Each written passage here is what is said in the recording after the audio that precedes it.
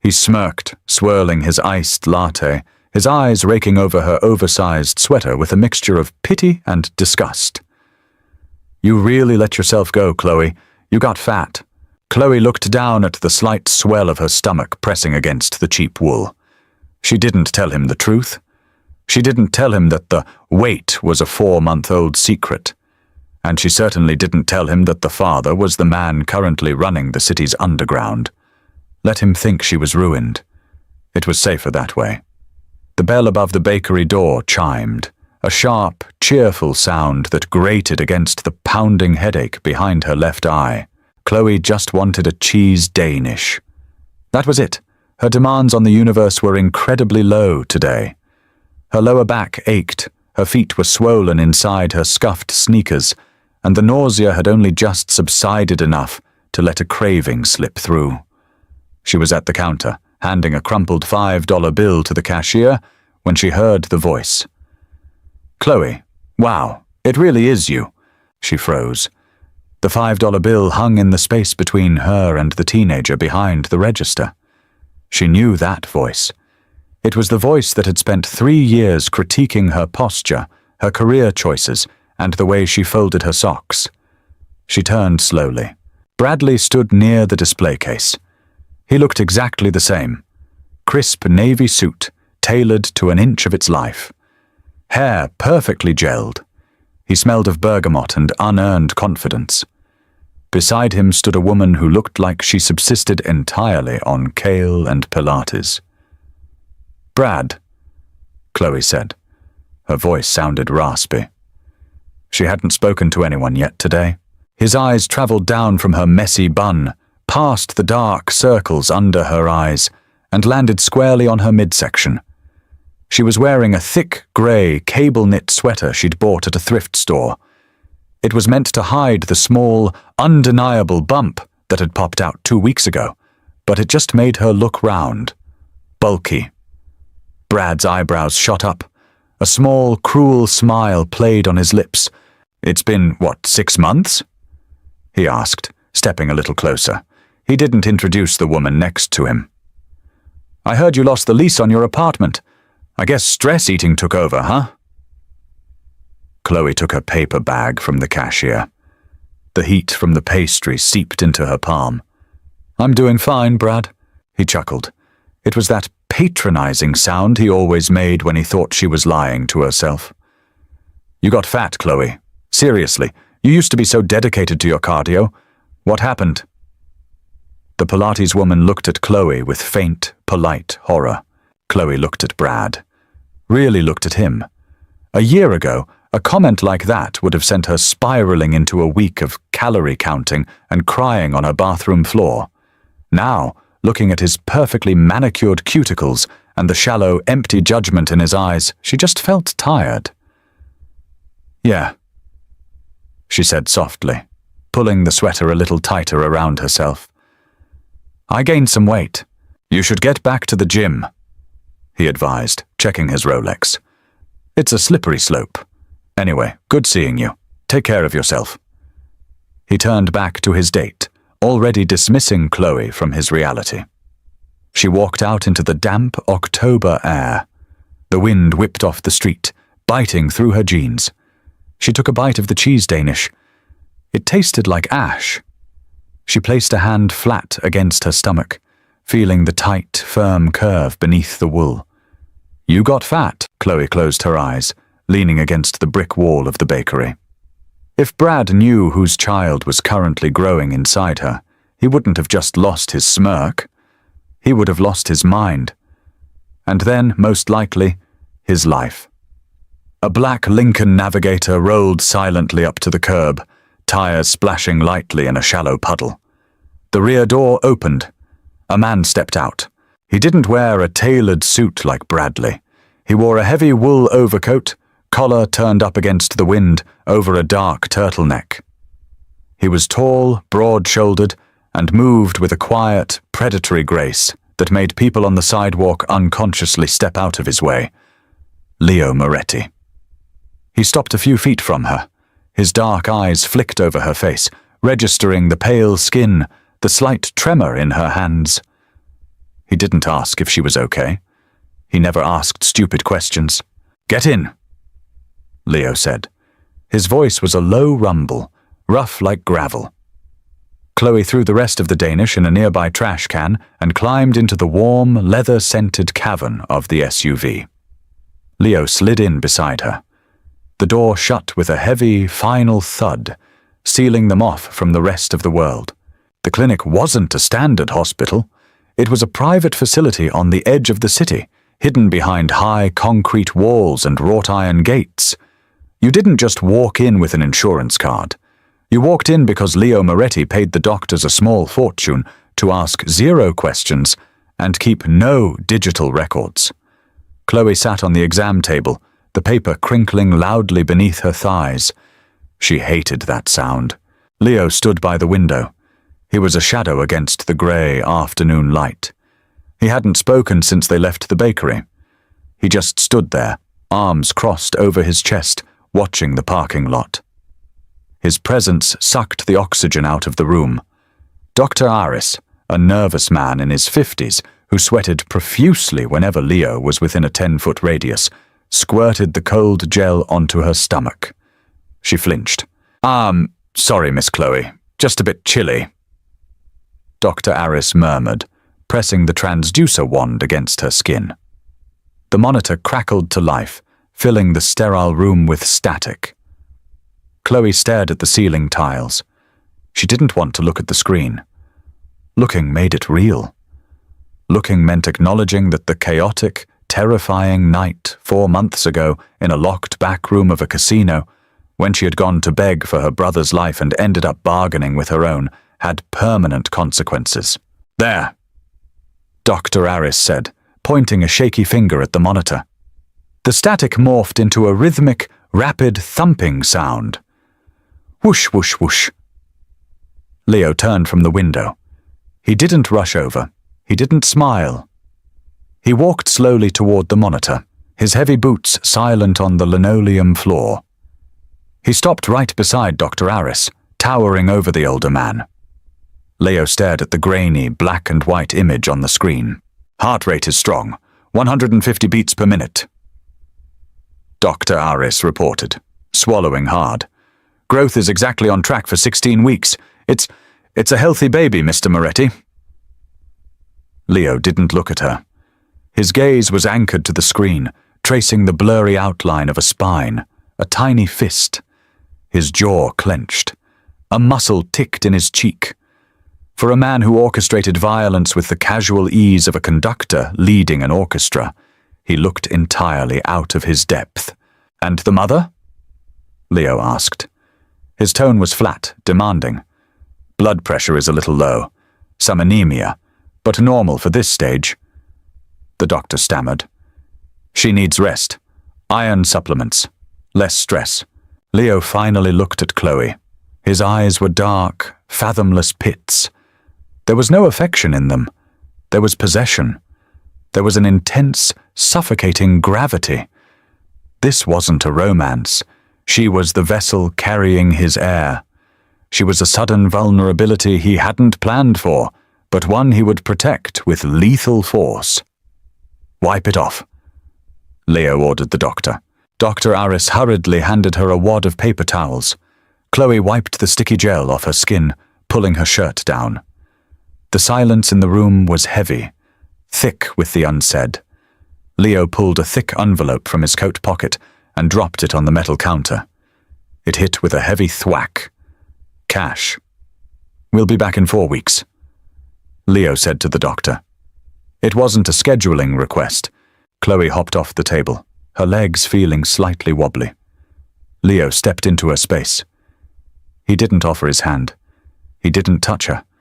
But he stood close enough that she could feel the heat radiating off him.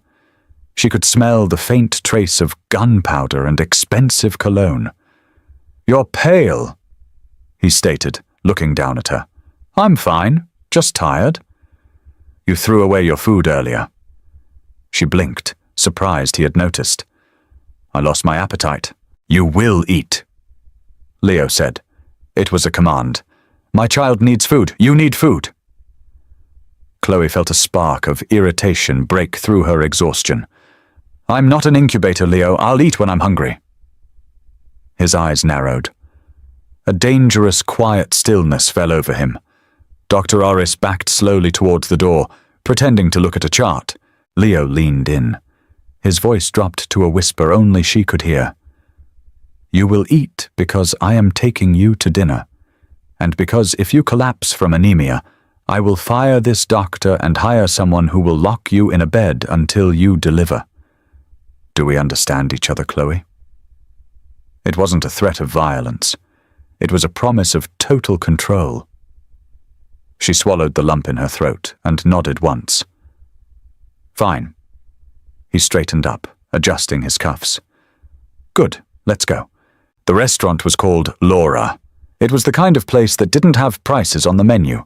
The lighting was impossibly dim, the tablecloths thick and white, and the air hummed with the quiet murmur of old money and corporate power. Chloe felt ridiculous. She was wearing a black wrap dress Leo had sent to her hotel room 2 weeks ago. It fit her changing body perfectly, but she felt like an imposter playing dress-up. She belonged in diners with sticky tables, not in a velvet booth eating caviar. Leo sat across from her, nursing a glass of scotch. He didn't look at his phone. He didn't look at the other patrons. He looked at her. It was an unsettling, unwavering focus. Eat, he said, gesturing to the perfectly seared filet mignon placed in front of her. Chloe picked up her knife and fork. Her hands felt clumsy. The ache in her lower back had intensified, sending dull throbs up her spine. She tried to cut the meat, but her grip was weak, the dull ache in her joints making the simple task frustrating. She dropped the knife. It clattered loudly against the china plate. A nearby waiter flinched, his eyes darting toward their table in sheer panic. Everyone in the restaurant knew who Leo was, even if they pretended not to. Chloe sighed, rubbing her temples. I can't. My hands are swollen today. Leo didn't say a word. He stood up, towering over the table. The conversation at the adjacent booths faltered. He walked around to her side, sliding into the booth next to her. The heavy scent of his cologne wrapped around her. He reached out and took her knife and fork. His hands were massive, the knuckles white and scarred from years of brutal work. But as he cut the steak into small, bite-sized pieces, his movements were precise. Gentle. It was a jarring contradiction. The hands that had undoubtedly broken bones and ended lives were carefully cutting her dinner because her joints hurt. Thank you, she muttered, feeling her face heat up. He didn't respond. He just set the cutlery down and slid back to his side of the booth. Eat. She picked up the fork and started to eat. It was delicious, melting on her tongue, but the knot in her stomach made it hard to swallow. How is your brother? Leo asked suddenly. Chloe stopped chewing. Her brother, Danny, the idiot who had stolen from one of Leo's lieutenants to pay off a gambling debt. The reason she was in this mess. He's fine, she said quietly. Working construction in Ohio, keeping his head down. He better be, Leo said, taking a slow sip of his scotch. If he surfaces in my city again, the arrangement we made will not protect him a second time. She looked down at her plate. I know. Their arrangement? She gave him a child, the heir he needed to solidify his position with the old world families in New York and Italy, and he let Danny live. It was supposed to be a clinical transaction. IVF, a surrogate, whatever it took. But the night they met to finalize the terms, the tension had snapped. Fear, adrenaline, the heavy, dark pull between them. It had ended in a hotel room. And now, here they were. No test tubes, just reality. Chloe took another bite of steak. As she chewed, her eyes drifted across the dimly lit dining room. 2 tables over, sitting with an older, wealthy-looking man, was Bradley. Her heart did a strange, uncomfortable stutter. Brad was wearing a different suit, laughing loudly at something the older man said, desperately trying to play the part of a high roller. He hadn't seen her yet. Chloe shifted in her seat, trying to angle her body away. She didn't want him to see her. She didn't want his sneering, pitying eyes on her again. Not today. "What is it?" Leo asked. His voice was quiet, but it carried the immediate, sharp edge of a man detecting a threat. "Nothing," she said quickly. "Just thought I saw someone I knew." Leo followed her line of sight. He didn't have to scan the room. He zeroed in on Bradley instantly. Leo's eyes were like a predator tracking a weak gazelle. "The man in the grey suit?" Leo asked. "It's no one, just an ex. We ran into each other today at the bakery." Leo's gaze didn't waver from Brad. "Is that the reason you were standing on the street corner looking like someone had slapped you?" Chloe put her fork down. "I'm just tired, Leo. Let it go." "What did he say to you?" "Nothing." Leo leaned forward. The air between them instantly grew dense. "I don't like being lied to, Chloe, especially by the mother of my child. What did he say?" She looked into his eyes. There was no point in lying. He would find out anyway. "He said I got fat." Silence stretched over the table. Leo didn't blink. His expression didn't change, but the atmosphere around him dropped 20 degrees. The waiter, who had been approaching their table with a water pitcher, abruptly turned around and walked the other way. "Fat?" Leo repeated. The word sounded foreign in his mouth. "He doesn't know about this," Chloe said, gesturing vaguely to her stomach. "He just thinks I let myself go. It doesn't matter. He's an idiot." Leo slowly picked up a cloth napkin and wiped his mouth. He placed it back on the table with deliberate precision. "You are carrying a Moretti," Leo said quietly. The lethal calm in his voice made her chest tight. "You are carrying my blood. You do not lower your eyes to a man like that. You do not let a roach make you feel small." Before she could say anything, Leo raised his hand. 2 inches. Barely a movement. From the shadows near the kitchen, a man stepped forward. It was Vincent, Leo's right hand. Vincent was built like a cinder block and had eyes devoid of any human empathy. He approached the table silently. "Boss?" Vincent said, ignoring Chloe completely. Leo didn't look at Vincent. He kept his eyes locked on her. The man in the grey suit, 2 tables over. Leo murmured, "Find out who he works for. Find out who holds his mortgage.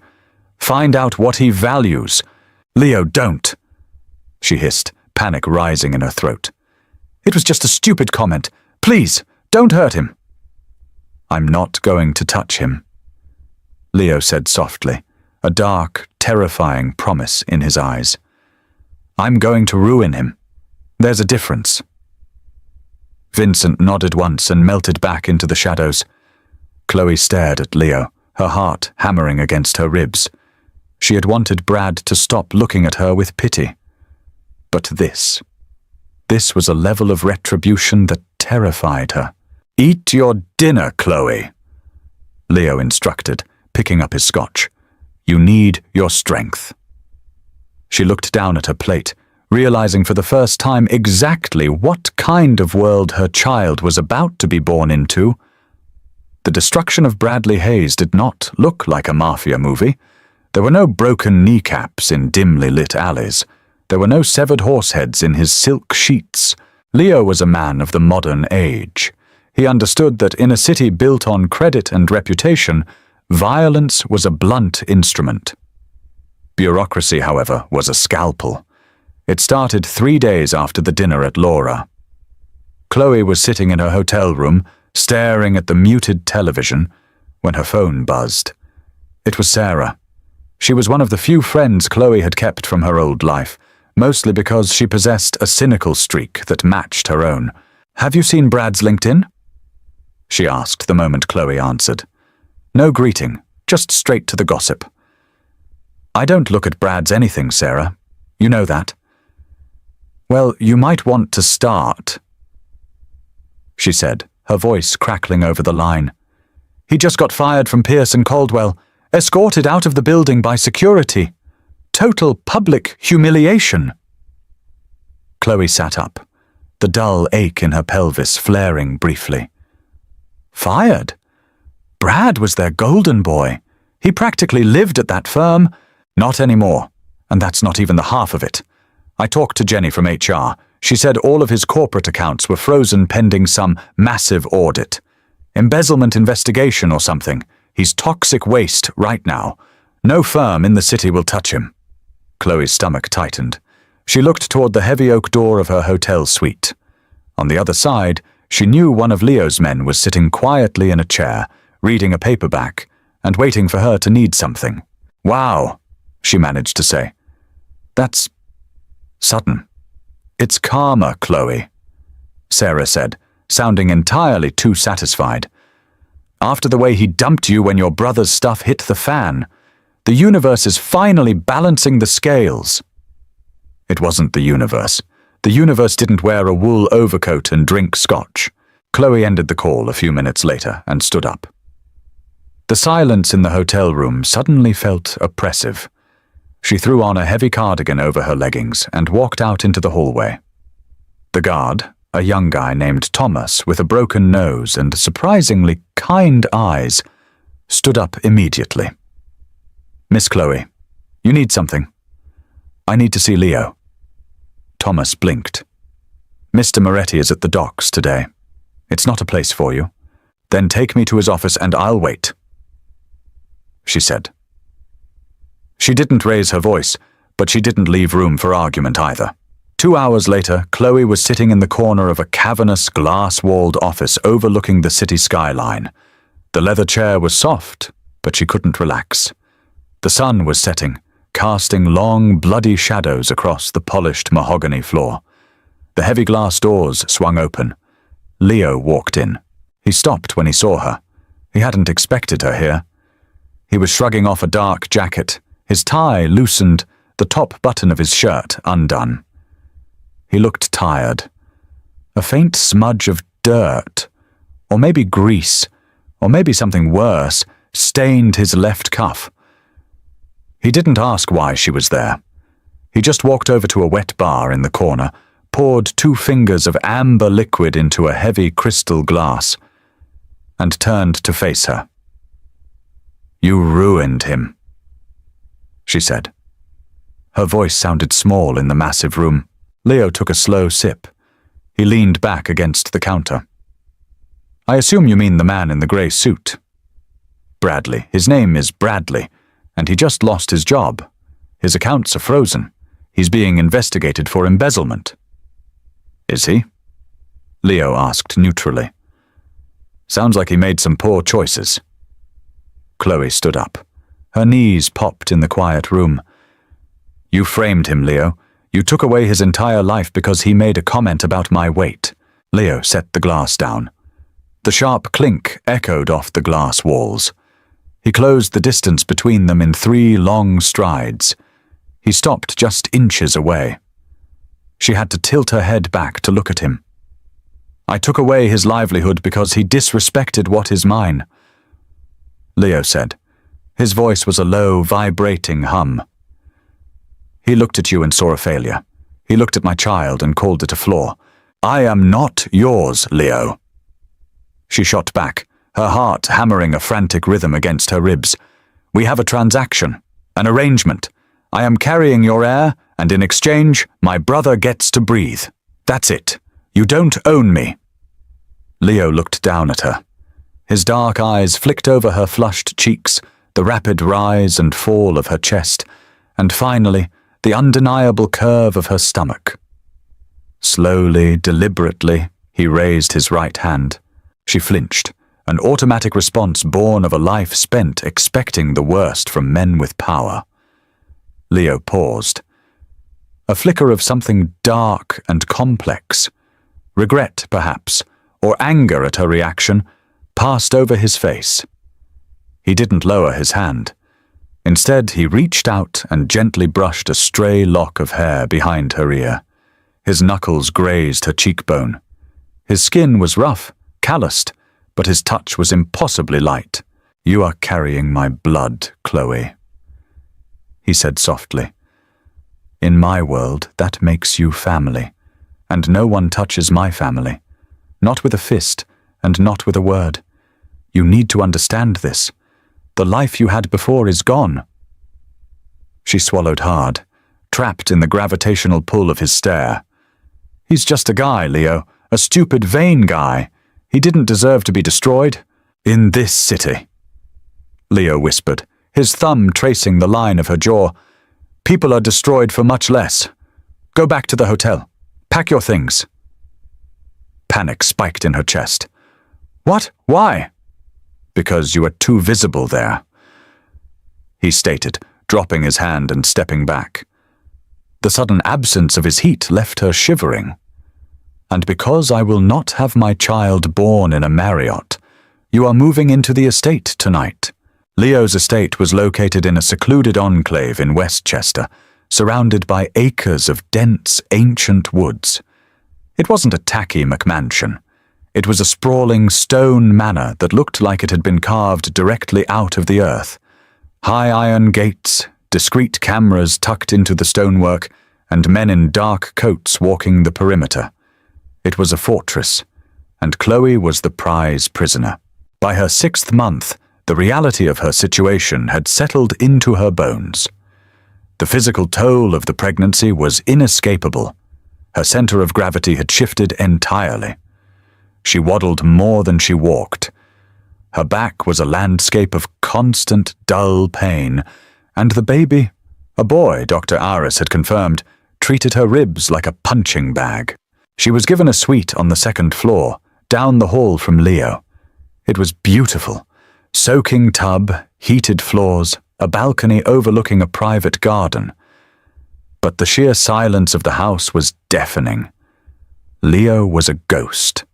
He left before she woke up, and returned long after she went to sleep. They existed in the same orbit, pulled by the gravity of the child growing inside her, but they rarely collided. Until a rainy Tuesday in November. It was 3 a.m. The rain was lashing against the floor-to-ceiling windows of her bedroom. She was awake, staring at the shadows on the ceiling. The baby was restless, turning and kicking with a violence that made her gasp. Every time she found a comfortable position, a tiny heel would jam into her kidney. Chloe threw off the heavy duvet, groaning as she hauled herself upright. She needed tea. Peppermint, something to settle her stomach. She padded out into the dark hallway, her bare feet silent on the thick runner. The house was dead quiet, save for the rhythmic drumming of the storm outside. She made her way down the sweeping staircase and into the massive industrial kitchen. She didn't bother turning on the overhead lights. The glow from the under-cabinet LEDs was enough. She filled the kettle and set it on the stove. She leaned heavily against the cool marble island, rubbing small, frantic circles into her lower back. "You should be asleep." Chloe jumped, nearly knocking a bowl of fruit off the counter. Leo was sitting at the far end of the kitchen, bathed in shadows. He was wearing dark sweatpants and a plain grey t-shirt. It was the most casual she had ever seen him. He had a glass of water in front of him and a stack of manila folders spread across the table. "I didn't see you," she breathed, pressing a hand to her chest to calm her racing heart. "Clearly," he said. He closed the folder he was reading. "Why are you awake?" "He won't settle down," she said, gesturing vaguely to her stomach. "It feels like he's trying to dig his way out through my spine." Leo watched her. In the dim light, he looked younger. The harsh, predatory lines of his face were softened by exhaustion. He stood up and walked over to the island. He didn't stop on the other side. He walked around it, coming to stand right beside her. She stiffened, instinctively pulling back, but the edge of the counter dug into her hip, trapping her. "Show me," Leo said. "Show you what?" "Where does it hurt?" She hesitated.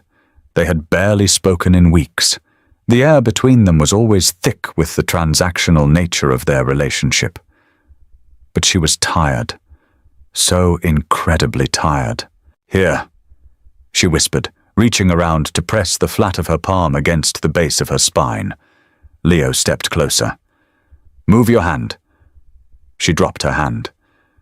Leo reached around her, his large, warm palm flattened against the exact spot where the ache was radiating. He applied pressure. Slow, firm, agonizingly perfect pressure. Chloe let out a long, shaky breath, her eyes fluttering shut against her will. The relief was instant. "You're carrying him low?" Leo murmured, his voice rumbling right next to her ear. He didn't move away. He just stood there, supporting her weight, his thumb pressing deeply into the tight muscles of her lower back. They stood in silence for a long time. The kettle began to hiss, a low warning before the whistle, but she didn't move to turn it off. She didn't want to break the spell. Suddenly her stomach contorted. A sharp, distinct kick hit the side of her belly. Leo felt it.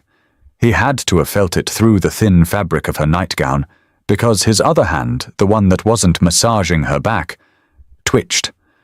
Slowly, carefully, he brought his free hand around and placed it flat against the swell of her stomach. The baby kicked again. Right against Leo's palm. Leo went completely still. The man who ordered executions and controlled millions of dollars with a wave of his hand froze at the push of a tiny, unborn foot. She opened her eyes and looked up at him. His face was a mask of intense concentration. He was staring down at his hand, resting on her stomach, as if he had just discovered fire. "He's strong," Leo said. It wasn't a boast. It was a quiet revelation. "He never stops moving," she whispered. Leo shifted his gaze from her stomach to her face. They were so close. She could smell the faint trace of soap and the clean, sharp scent of rain on his skin.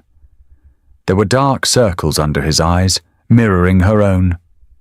For the first time since the night in the casino, Chloe didn't see the Mafia boss.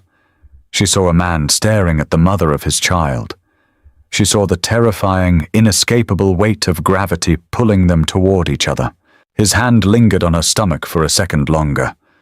Then, as quickly as the moment had formed, he pulled away. He took a step back, the cold air rushing in to fill the space between them. He reached over and turned off the stove. The hissing of the kettle died. "Make your tea, Chloe," Leo said. The rough, commanding edge had returned to his voice. "Then go to sleep." He turned and walked out of the kitchen, taking the shadows with him. She stood alone in the dim light, her back throbbing again, her hand resting exactly where his had been. The arrangement was supposed to be simple. But as she rubbed the tight curve of her belly, she knew she was in far deeper than she ever planned to be. The third trimester hit her like a freight train. By her 8th month, Chloe felt less like a human woman and more like a heavily armored transport vehicle. Her ankles were permanently swollen, breathing required conscious effort, and her patience was entirely non-existent. She was losing her mind inside the stone walls of the estate. "I am going to the city," she announced to Vincent one crisp Tuesday morning. Vincent, who was standing by the front door reviewing a security log on an iPad, didn't even look up. "No, you aren't." "Vincent," she said, putting her hands on her hips and trying to look authoritative. It was difficult when she resembled a distressed penguin. "I have not left this property in 2 months. I need to walk on pavement. I need to see people who are not carrying concealed firearms. I am going to Central Park, or I am going to set this sofa on fire." Vincent finally looked at her. His dead, shark-like eyes assessed her threat level. He sighed heavily, the sound of a man severely underpaid for his troubles. "I will call the boss," Vincent muttered. 10 minutes later, she was in the back of an armored SUV, sandwiched between 2 massive guards heading toward Manhattan. The compromise was simple. She could go to the park, but she had to stay on the main paths, and the guards, Dante and Paul, would remain exactly 3 steps behind her at all times. She didn't care. She just wanted to feel the cold city air on her face. Central Park was beautiful in late winter. The trees were bare, their branches reaching up like black veins against the pale grey sky. The air smelled of roasted nuts and exhaust fumes. To her, it smelled like freedom. She bought a hot pretzel from a vendor near Bethesda Terrace. She sat heavily on a green wooden bench, tearing off chunks of the warm, salty dough. Dante and Paul stood a few feet away, attempting to look like casual park-goers despite their bulging coats and earpieces. She closed her eyes, chewing slowly, letting the ambient noise of the city wash over her. The chatter of tourists, the distant honk of a cab, the rustle of dry leaves on the pavement. "Chloe?" The voice cut through the noise like a rusty blade. Her eyes snapped open. The pretzel turned to ash in her mouth. Standing 10 feet away was Bradley. But it wasn't the Bradley she remembered. The crisp navy suit was gone. He wore a rumpled grey trench coat over a stained sweater. His hair, usually gelled to perfection, was unkempt and hanging in his eyes. He looked thinner, his face drawn, a frantic, wild energy vibrating off him. He looked like a man who had lost everything. "Brad," she said, her voice barely a croak. He took a step closer. His eyes were wide, darting from her face to the massive swell of her winter coat, which did nothing to hide the 9-month pregnant belly beneath it. "I knew it," he hissed, taking another step. "I knew it was you." Dante and Paul instantly closed the distance. Dante stepped smoothly between her and Brad, his hand resting casually inside his jacket. "Step back, buddy," Dante said. His tone was polite, but his eyes promised violence. Brad ignored him. He tried to peer around Dante's broad shoulders to look at her. "You did this! You ruined my life! I don't know who you slept with. I don't know what kind of sick people you got involved with, but they destroyed me!" Chloe's heart hammered in her throat. She placed a protective hand over her stomach. "Brad, go away! Leave me alone!" "Leave you alone?" Brad laughed. It was a harsh, broken sound. "I lost my job. The feds took my apartment. My fiancé left me. And it all started the day I ran into you at that bakery. You sent them after me because I hurt your feelings?" "I didn't send anyone," she said, her voice shaking. "You did this to yourself, Brad. You ran your mouth. You fat, pathetic—" Brad lunged forward. It happened so fast she barely had time to blink. Brad didn't even get within 3 feet of her. Paul grabbed Brad by the collar of his trench coat and slammed him face first into the trunk of a massive oak tree. The sound of bone hitting wood cracked through the cold air. Brad screamed, a pathetic, high-pitched yelp as Paul pinned his arms behind his back with terrifying efficiency. Tourists nearby gasped and scattered.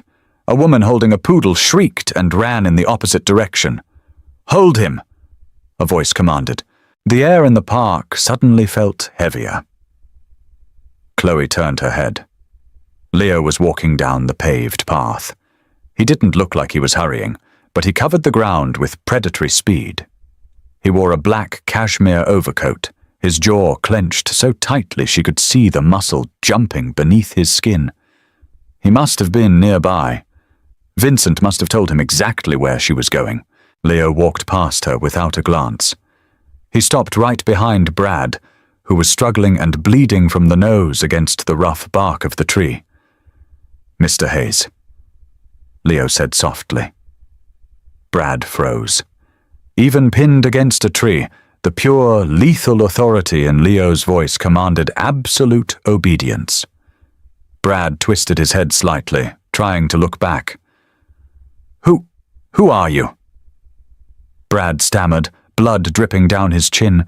"I am the man who took your job. I am the man who froze your accounts. I am the man who ensured you will never work in a white-collar firm in this hemisphere again," Leo stated casually, as if reading a grocery list. Brad's eyes widened in horror. "Why? I don't even know you!" Leo stepped closer, leaning in so his mouth was right next to Brad's ear. "Because you looked at my woman, carrying my son, and you called her fat." The words hung in the freezing air. Brad stopped struggling. His entire body went slack against the tree. Slowly, painfully, he turned his head as much as Paul's grip allowed and looked at Chloe. He looked at the cheap winter coat, stretched tight over the massive bump. He looked at her swollen face. And then he looked at the terrified, silent men holding him, and the impeccably dressed nightmare standing behind him. The realization hit Brad like a physical blow. The fat wasn't weight gain. It was an heir to an empire built on blood and shadow. And he had mocked it. "Oh, God," Brad whimpered, tears mixing with the blood on his face. "Oh, my God! Chloe! I didn't know!" "Let him go," Leo ordered. Paul instantly released him. Brad slumped to his knees on the freezing pavement, gasping for air, clutching his bleeding nose. He looked up at Chloe, begging for mercy he didn't deserve. "Chloe, please," Brad sobbed. Tell him it was a joke. We used to be in love." She looked down at the man who had made her feel so small, so worthless for 3 years. She felt no pity. She felt no satisfaction. She just felt tired of him. She looked at Leo. "I want to go home." Leo didn't take his eyes off Brad. "Get her in the car," he told Dante. Dante gently took her elbow, guiding her away from the scene. As she walked away, her heavy boots crunching on the dry leaves, she heard Leo's voice drift over the cold wind. "If you ever speak her name again," Leo whispered to the trembling man on the ground, "I will not take your bank accounts. I will take your hands."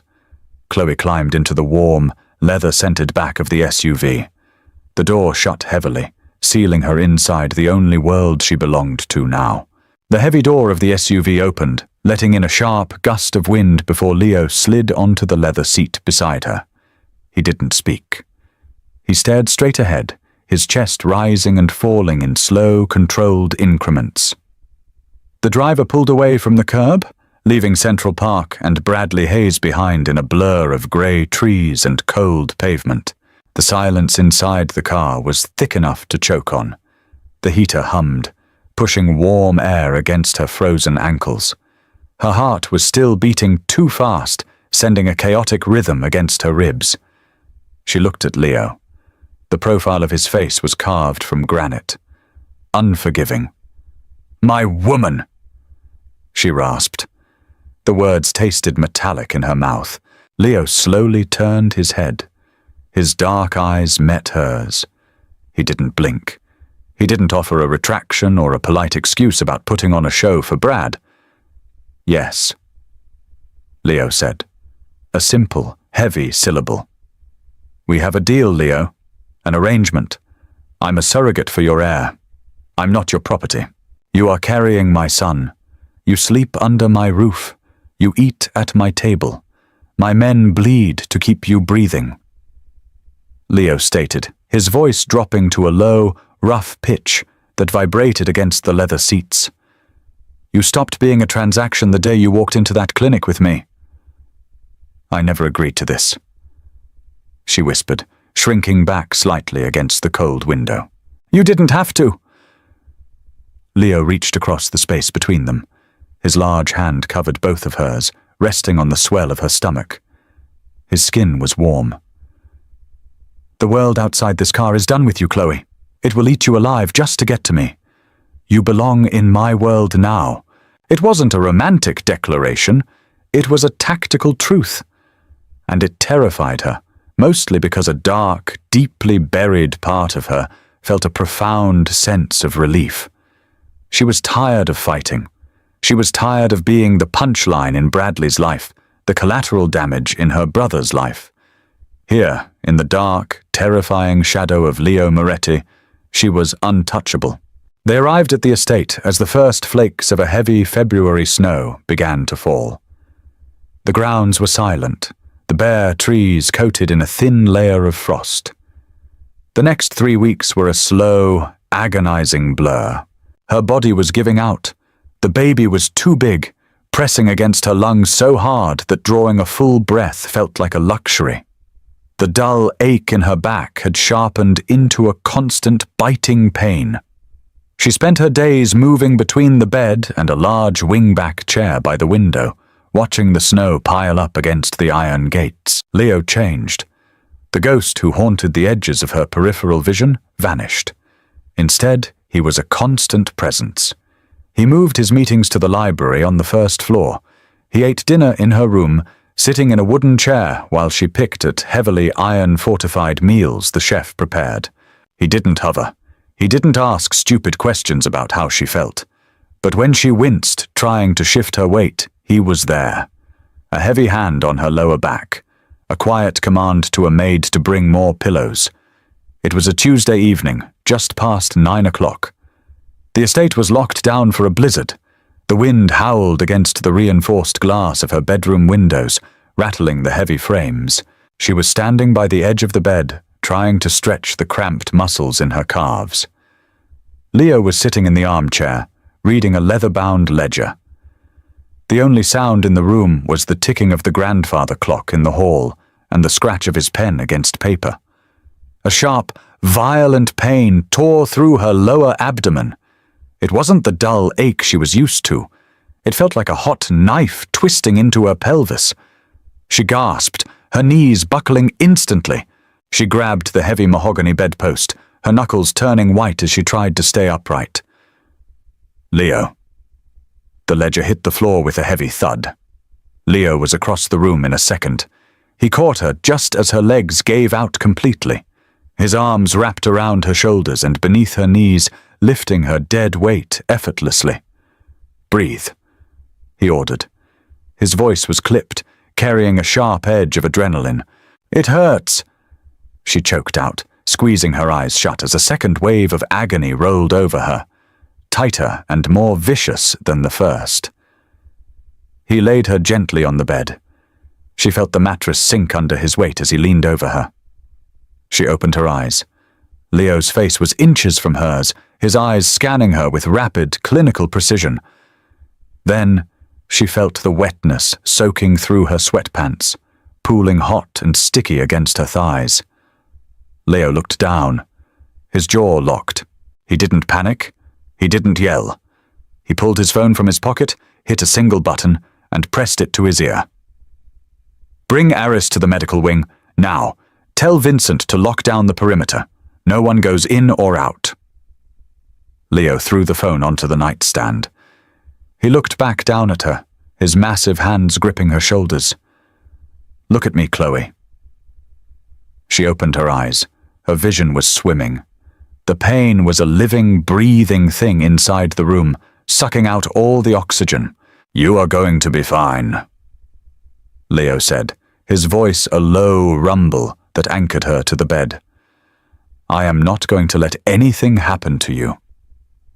He didn't wait for a response. He scooped her up into his arms again and carried her out into the dark, silent hallway. The medical wing in the basement of the estate was not a makeshift infirmary. It was a fully sterile, state-of-the-art trauma center. Stainless steel counters gleamed under harsh, white fluorescent lights. The smell of bleach and antiseptic burned the inside of her nose. Leo laid her on the delivery bed. The paper crinkled loudly underneath her, triggering a sudden, absurd memory of the first ultrasound clinic. Dr. Aris rushed through the double doors a minute later, still wearing a heavy winter coat over his scrubs, snow dusting his grey hair. 2 nurses flanked him, their faces pale and tight with anxiety. "Blood pressure is spiking," the older nurse said, wrapping a cuff tightly around her bicep. Another contraction hit.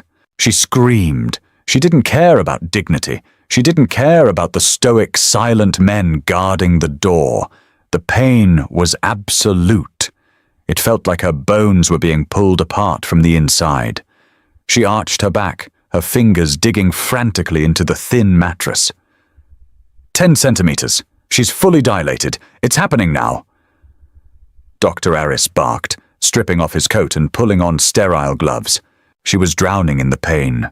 Sweat stung her eyes, blurring the harsh lights above her. Her body was completely out of her control, hijacked by the biological imperative to get the child out. She reached out blindly, her hand flailing in the empty air beside the bed. She needed something to anchor her. She needed to hold on to something before the pain pulled her entirely under. A hand caught hers. It was massive, rough, and hot. Leo. She gripped his hand with every ounce of strength she possessed. She felt her fingernails dig into his skin, searching for purchase. He didn't pull away. He stepped closer to the head of the bed, planting his feet on the linoleum floor like a stone pillar. "Push, Chloe," Dr. Aris instructed, his voice tight. She bore down. A primal, guttural sound ripped from her throat. The pressure in her skull felt like it was going to shatter her teeth. She squeezed Leo's hand until her own knuckles popped, silently begging him to take the pain away. "Good. Good. Again," the doctor urged. Time fractured. It could have been 10 minutes or 3 hours. The room became a sensory nightmare of blood, sweat, and screaming. She was exhausted, her muscles trembling so violently her teeth chattered. "I can't," she sobbed, letting her head fall back against the sweat-soaked pillow. "I can't do it anymore." Leo leaned down. The heavy scent of his cologne cut through the sterile smell of the room. His face was inches from hers. He wasn't looking at the doctor. He wasn't looking at the blood.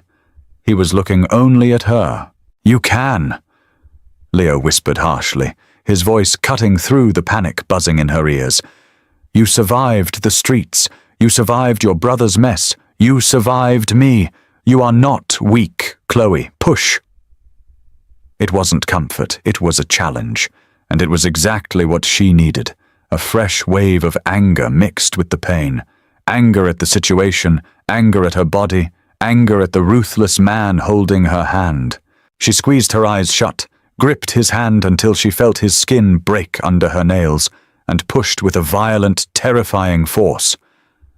"The head is out!" Dr. Aris yelled. "One more! Give me one more!" She drew a ragged, desperate breath and gave everything she had left.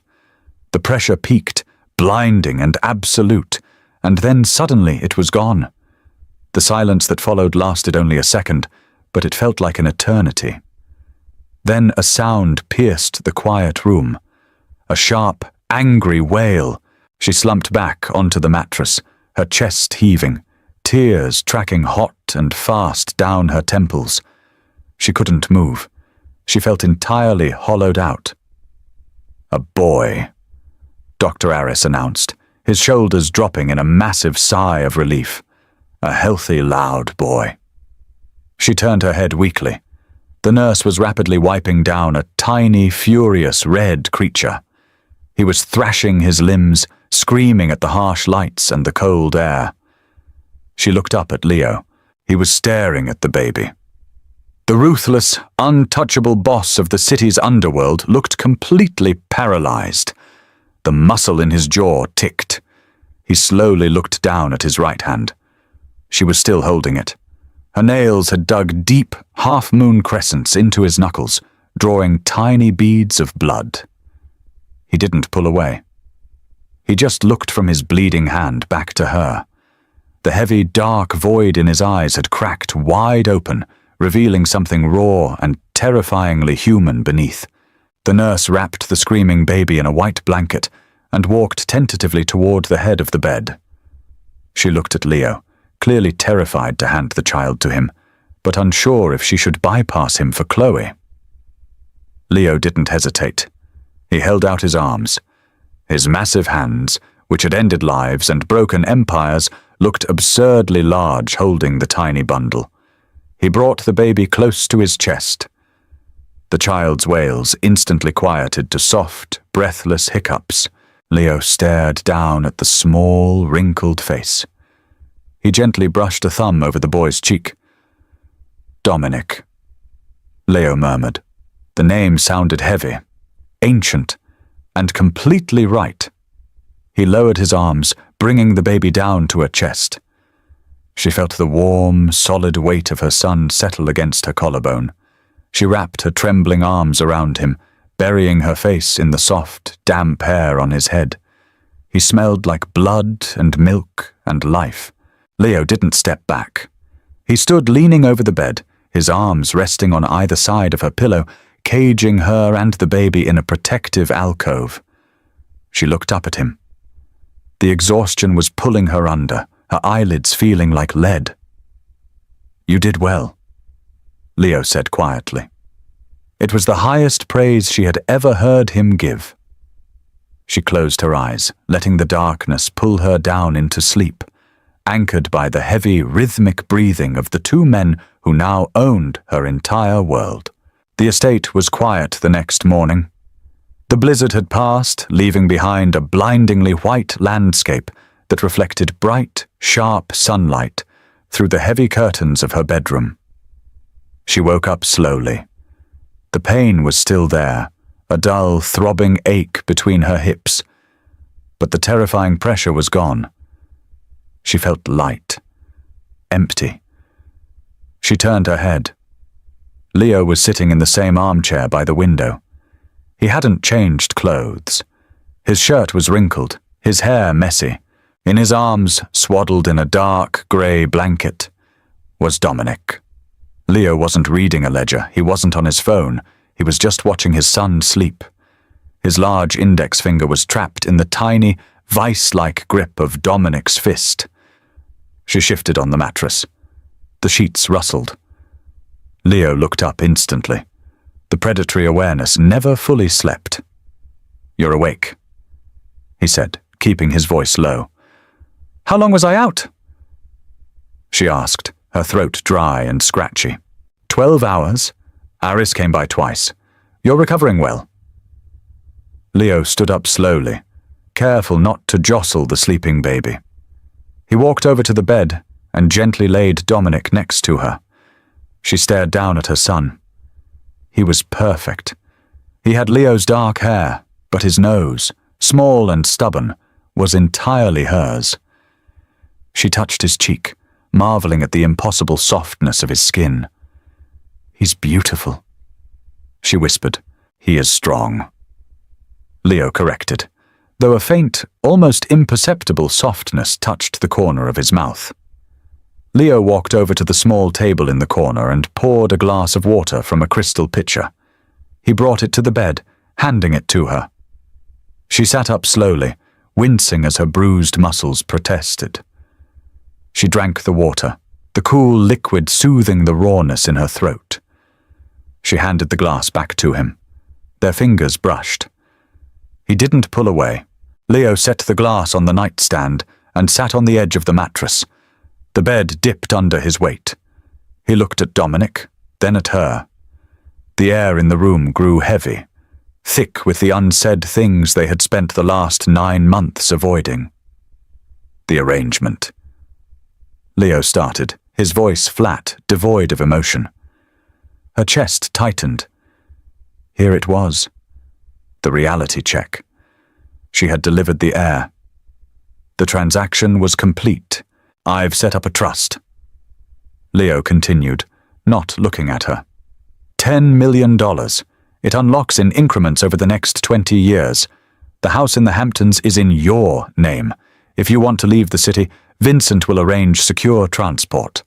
You will never have to worry about money or your brother ever again. She stared at him. The cold, clinical tone felt like a physical slap. After the intimacy of the night before, after he held her hand while she bled and screamed, he was reverting to a spreadsheet. "You're paying me off," she said softly. Leo finally looked at her. His eyes were dark, fathomless pits. "I am securing your future." That was the deal. The deal! she repeated bitterly. She looked down at Dominic. The baby stirred, making a soft, snuffling sound. I gave you a son, and now you want me to take the money and go to a beach house. I want you to be safe. Leo's jaw clenched. This world, my world, is violent. It is merciless. A child changes the calculus. You are a vulnerability I cannot afford to have exposed. So I'm a liability. You are a target, Leo corrected sharply. If my enemies know you mean something to me, they will not hesitate to use you to break me. She reached out and placed her hand over his on the mattress. His skin was rough, the knuckles still scabbed where her nails had dug in. Leo, she said, her voice steady, stripped of the fear that used to dictate her every interaction with him. Do you honestly think sending me to the Hamptons changes anything? Bradley Hayes made one stupid comment in a park, and you ruined his entire life. If your enemies are watching, they already know. Leo didn't speak. He stared at their hands. I am not leaving, she told him, squeezing his hand tightly. I am not taking the money, and I am not taking my son to a beach house to wait for a phone call telling me you've been shot in an alley. We are in this, together. Leo pulled his hand out from under hers. He stood up abruptly, pacing to the large window. He stared out at the snow-covered estate, his back rigid. You don't know what you're asking for, Chloe. You don't know the things I've done, the things I will have to do to keep this empire intact for him. He gestured blindly toward the bed. I don't care, she said, and it was the terrifying truth. She didn't care about the blood on his ledgers. She cared about the man who held her hand while their son took his first breath. Leo turned around. The harsh winter light hit his face, exposing the deep lines of exhaustion and the heavy, undeniable burden of his life. He walked slowly back to the bed. He didn't sit down. He leaned over, placing a hand on either side of her, trapping her in his shadow. He leaned down until his mouth was a breath away from hers. If you stay, Leo whispered, his voice a dark, velvet threat. There is no exit. There is no going back to a normal life. You are mine, completely and permanently.